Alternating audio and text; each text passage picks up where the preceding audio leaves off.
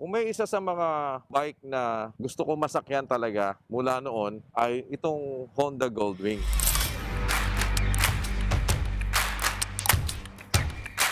For the first time ay makaka-ride tayo ng Honda Goldwing.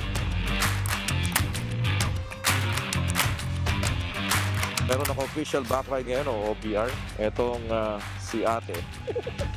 Kaya tingnan natin kung hanggang saan siya tatagal.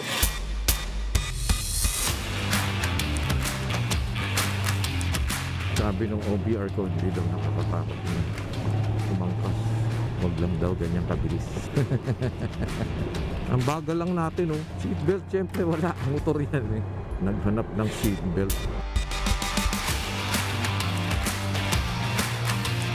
Hindi siya ganun kabigatan talaga. Medyo intimidating pag tinitignan mo, pero magaang siyang dalhin. Uy, jackpot, umuulan. Mamili na kayo. Mababasa ang maliligo.